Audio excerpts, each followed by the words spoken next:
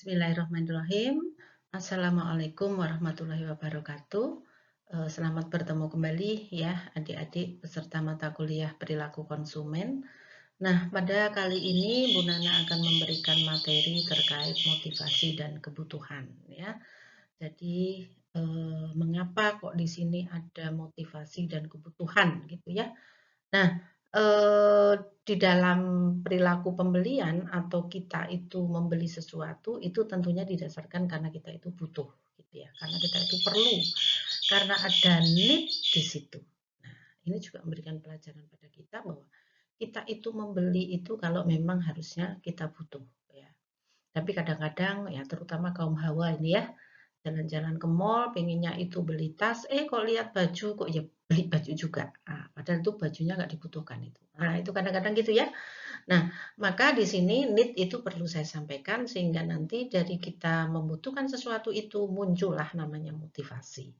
Muncullah dorongan untuk kita melakukan pembelian. Sehingga motivasi dan kebutuhan ini saya jadikan dalam satu sesi tatap muka. Supaya apa? Supaya pembahasannya itu menjadi lebih komprehensif lagi. Oke ya, adik-adik. Nah, kita awali dari motivasi. Nah, kalau kita bicara motivasi itu berarti akar katanya ada motif ya. Nah, motif itu apa? Motif itu keadaan di dalam pribadi seseorang yang mendorong individu itu untuk melakukan kegiatan-kegiatan tertentu untuk mencapai tujuan. Ya. Jadi keadaan atau kondisi yang terjadi di dalam seseorang yang mendorong orang itu melakukan kegiatan atau aktivitas tertentu untuk mencapai tujuan. Itu motif. Jadi adik-adik kok melakukan apa namanya jalan sehat? Itu motifnya apa? Gitu ya. Oh, motifnya adalah terdorong untuk hidup sehat. Tujuannya adalah biar hidup kita sehat, maka kita sering jalan sehat misalnya gitu ya. Nah, motif yang ada pada seseorang itu akan mewujudkan suatu tingkah laku yang diarahkan untuk mewujudkan tujuan itu. Jadi motif yang terjadi pada kita ini itu akan mewujudkan tingkah laku. Oh, motivasinya ingin hidup sehat, maka kita harus olahraga. Kita lalu melakukan olahraga, kita lalu melakukan jogging atau jalan sehat atau senamkah ya dalam rangka untuk mencapai tujuan itu. Nah, sehingga ada tingkah laku di situ ya. Nah, motif itu bukanlah sesuatu yang dapat diamati ya.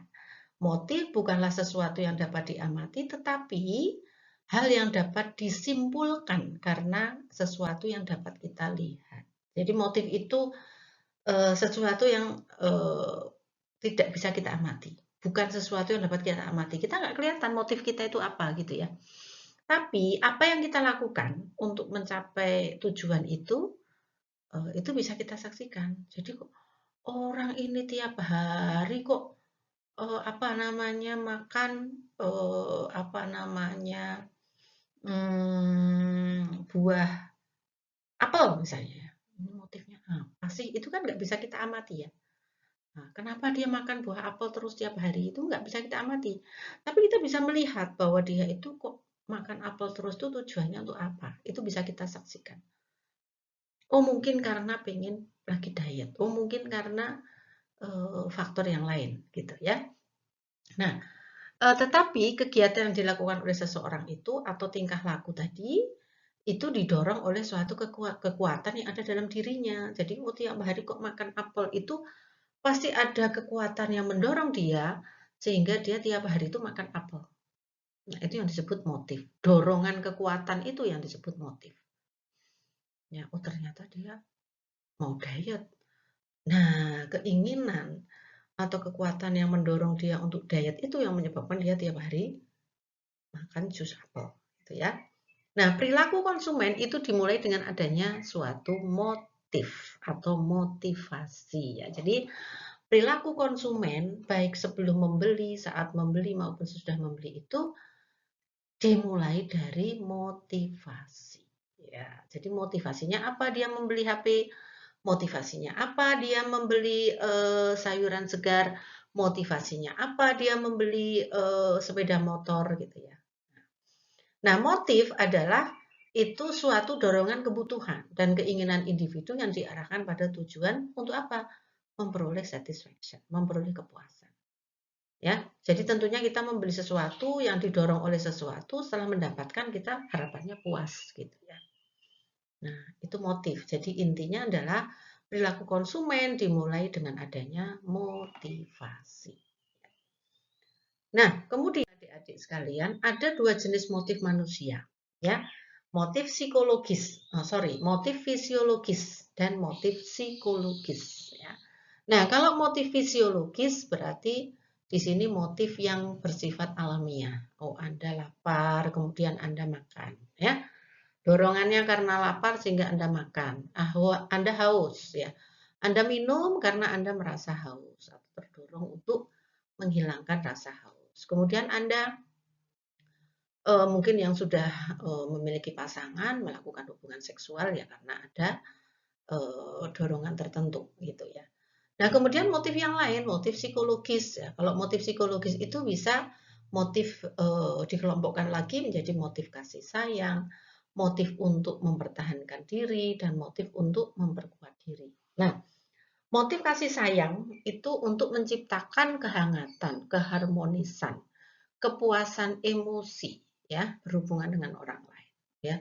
Pokoknya berhubungan dengan sayang-sayangan, saling mengasihi, saling menyayangi, itu motif afeksional motif atau motif kasih sayang, motif afeksi ya.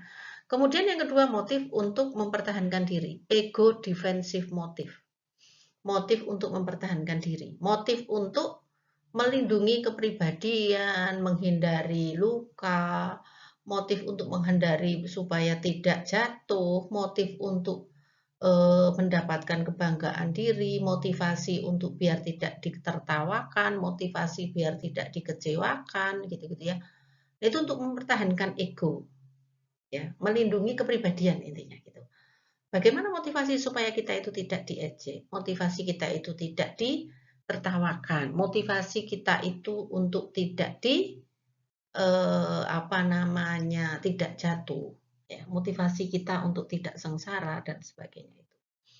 Kemudian yang ketiga motif untuk memperkuat diri, ego bolstering motif, ya, motif untuk mengembangkan kepribadian kita, motivasi untuk kita itu berprestasi, motivasi untuk menaikkan prestis supaya diakui oleh orang lain, gitu ya, pengakuan oleh orang lain. Nah, itu untuk memperkuat diri.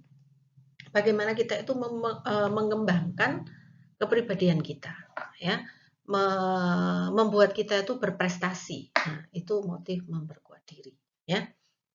Nah, berikutnya apa sih kita kok perlu mempelajari motivasi? Kepentingannya apa? Nah, bagi seorang manajer pemasaran itu penting sekali mengetahui apa yang menjadi motif pembelian seseorang. Jadi seseorang itu membeli produknya, ya, itu didorong oleh motif apa? Ya, sehingga apa? Sehingga kalau motifnya, oh dia membeli sosis ya merek X itu karena bahan-bahannya tidak mengandung babi misalnya, daging babi gitu ya, tidak ada daging babi di dalamnya. Nah, maka dari situ si manajer pemasaran itu jadi tahu, oh ternyata dia membeli itu karena itu. Mungkin konsumen yang lain membeli karena kemasannya yang bagus, harganya yang murah gitu ya misalnya. Nah, motif-motif itu diketahui karena dia perlu untuk melakukan program-program pemasaran. Jadi, oh karena kemasannya, maka kemasannya dipertahankan, yang sudah bagus, yang kurang bagus diperbagus lagi, gitu ya. Nah, itu kepentingan. Oh, ada konsumen membeli produk kita itu karena rasanya yang enak, maka kita harus tetap mempertahankan rasa itu, gitu. Oh, konsumen itu membeli produk kita karena harganya yang terjangkau, ya berarti kita jangan menaikkan harga.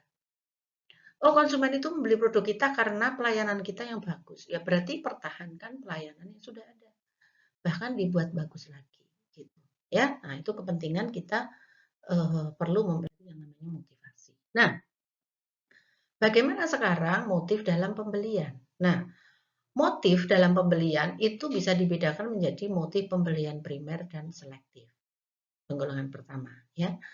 Nah, motif pembelian primer dan selektif itu bisa dibedakan menurut pengaruhnya dalam proses pembelian. Kalau pembelian primer atau primary buying motive itu motif yang menimbulkan perilaku pembelian terhadap kategori-kategori umum suatu produk, misalnya membeli televisi, membeli pakaian, itu motif pembelian primer. Jadi bisa dikatakan produk-produk yang biasa dipakai, gitu ya. Contoh motif ini keinginan untuk menikmati kesenangan, untuk ingin tahu, kebutuhan untuk berafiliasi dengan orang lain, gitu ya. Nah, kemudian motif rasional dan emosional. Nah, motif rasional itu motif yang didasarkan pada realita tentunya. Contohnya apa? Motif pembelian sepeda motor. Oh, dia beli sepeda motor yang hemat bahan bakar. Itu kan real, ya. Jadi, mengapa kamu beli sepeda motor merek itu? Gitu. Oh, karena dia hemat bahan bakar. Nah, itu motif rasional. Ya. Oh, dia membeli produk itu kenapa? Karena kualitasnya sudah bisa dipercaya. Gitu. Bahan-bahannya bisa pertanggungjawabkan, gitu ya. Tidak ada campuran bahan yang membahayakan, gitu ya. Nah, itu motif rasional. Oh, saya membeli sepeda, ya, membeli sepeda listrik supaya tidak capek, misalnya. Nah, itu juga motif rasional, ya. Kemudian kalau motif emosional itu motif pembelian berkaitan dengan emosi atau perasaan seseorang. Contohnya apa? Oh, untuk membeli itu untuk mengungkapkan rasa cinta, maka belilah bunga mawar misalnya. Untuk kesehatan, oh dia beli sayuran organik. Oh, untuk kenyamanan, oh saya membeli misalnya bed yang memang besinya itu bagus gitu ya supaya nyaman buat tidur. Gitu ya. Kemudian praktis, saya membeli produk itu yang mudah untuk dibawa kemana-mana, portable gitu ya, yang aman gitu ya. Nah itu kan emosi ya, karena praktis antar orang itu beda gitu ya, nyaman antar orang berbeda. Kebanggaan juga berbeda. Oh, saya tuh menggunakan sepeda ini itu sudah bagus, saya sudah nyaman. Tapi bagi orang lain mungkin itu belum. Nah, itu motif emosi ya. Nah, kemudian tadi yang kita bicarakan ya, itu bisa kita bikin bahkan ya. Nah, di sini ada tadi Bu Nana bilang yang namanya motivasi itu didasari oleh kebutuhan, oleh need ya. Maka di sini yang pertama adalah kebutuhan dan keinginan yang tidak terpenuhi. Jadi kita itu pasti membutuhkan sesuatu tuh karena kita belum punya. Atau kita sudah punya tapi itu sudah rusak. Sudah tidak bisa digunakan lagi. Sehingga adik-adik merasa perlu itu gitu ya. Nah, dari kebutuhan dan keinginan yang tidak terpenuhi itu muncullah tekanan. Terpikir terus gitu ya. Oh, aku itu harus beli sepatu olahraga. Ini sepatu olahraga aku sudah rusak. Padahal saya tiap minggu harus olahraga, maka saya harus butuh itu. Muncul terus ya. Ada tension terus di pikiran adik-adik itu. Nah, tekanan-tekanan itu lalu memunculkan dorongan atau motivasi. Wah, terpikirkan terus sebelum membeli sepatu olahraga itu terpikir terus ya. Aduh, kapan ini beli, kapan ini beli, kapan ini beli gitu. Nah, dari tekanan itu muncullah motivasi. Nah, motivasi untuk apa? Motivasi untuk membeli, untuk memiliki, untuk memenuhi kebutuhan gitu kan. Lalu muncullah perilaku. Oh, kamu datang ke toko sport station atau adik-adik datang ke toko-toko online untuk membeli sepatu. Tentunya sebelum membeli juga adik-adik ada proses belajar di sini, ada proses pengetahuan di sini. Oh, kalau mau beli sepatu olahraga misalnya belilah Skechers misalnya. Oh, karena dari proses belajar aku itu selama ini menggunakan Skechers tuh nyaman untuk olahraga. Itu dari proses belajar. Dari pengetahuan, oh Skechers itu aku tahu gitu ya. Untuk jogging itu harus yang model ini, untuk yang jalan kaki harus yang ini, untuk lari yang ini dan sebagainya. Jadi motivasi sampai muncul perilaku ya atau action itu juga didukung oleh proses belajar dan proses kognitif atau pengetahuan. Makanya Bu Nana bilang ada proses belajar untuk membeli sesuatu. Nah, Setelah terbeli sepatumu itu di sini, oh sudah berhasil nih membeli sepatu olahraga, maka tujuanmu terpenuhi, kebutuhanmu terpenuhi yang di sini tadi. Merasa butuh sepatu, lalu di sini sudah membeli sepatu, maka sudah terpenuhi kebutuhannya. Kalau sudah terpenuhi atau adik-adik sudah berhasil membeli sepatu, tekananmu itu akan berkurang. Sudah tidak terpikirkan terus sepatu itu karena sudah terbeli. Kalau di sini tadi tekanan di sini kan belum membeli ya, maka itu muncul terus gitu ya. Nah, setelah itu membeli, tekananmu itu berkurang. Kalau tekanan berkurang ya di sini tadi sudah berkurang lagi. Gitu ya. Jadi ini proses yang namanya motivasi, bahwa di sini motif itu akan mempengaruhi perilaku seseorang, atau perilaku konsumen itu dimulai dari motif. Motif itu dimulai dari adanya kebutuhan yang belum terpenuhi. Gitu ya.